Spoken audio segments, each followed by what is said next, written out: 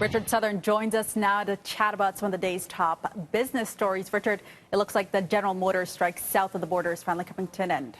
And Faiza, this has been the longest U.S. labor strike in decades. But yeah, today General Motors and the union representing workers say they've reached a tentative deal to end that strike by nearly 50,000 hourly General Motors workers. It's stretched on for nearly 5 weeks.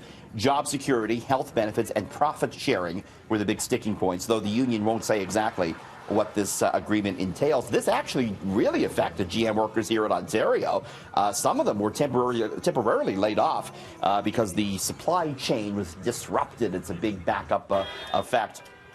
Faiza, General Motors, they say that this strike may have costed them $2 billion. So a very pricey labor disruption, which again might be set to come to an end soon. So we've heard plenty of talk about job creation during this election campaign, but Richard, you're looking at which prime ministers have actually had the most success in that area. Yeah, we looked at the last 7 PMs as far as the annual average employment growth was concerned. That first column is Pierre Elliott Trudeau, 2.9% annual pace of job creation for him. Leading the way, though, is that second blue column, which is Joe Clark, who created or saw 3.7% job creation at an annual pace during his very short time as Prime Minister.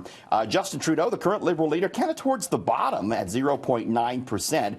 But when you look at the unemployment rate, Mr. Justin Trudeau has presided over the lowest unemployment rate in 50 years. It currently stands at 5.5%. So whether or not that helps him come Monday, we'll have to see. But, you know, with the race expected to be tight, these sort of economic issues could loom very large when voters go to cast their ballot.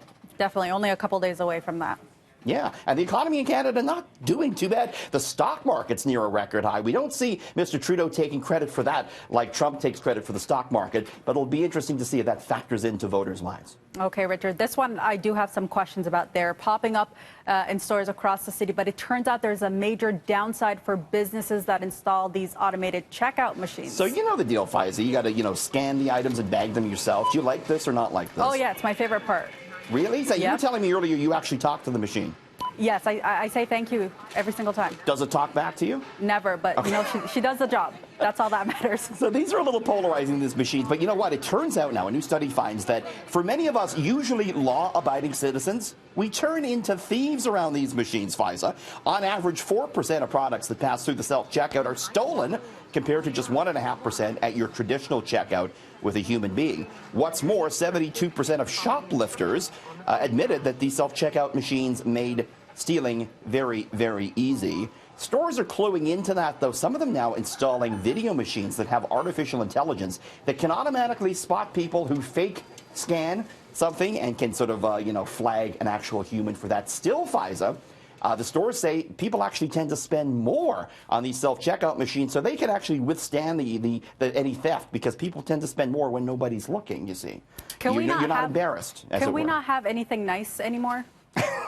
I like a human being. I'm weird like that. I don't want to do the job of someone. I like to go to the actual human being at the checkout. I know, but sometimes I buy embarrassing things. I shove it in the bag real quick and I make my way out. So. That's why the people spend more, because nobody's looking. You can buy the 3 pounds of bacon or whatever it is. Nobody's going to cast an eye at that because it's just a machine, Faiza. I do have to say, though, Shoppers Drug Mart, sometimes that's where I always see my girl. And sometimes I do think about not adding that little plastic bag. I'm like, it's 5 cents. She does stop. She says, thank you, Faiza, for shopping.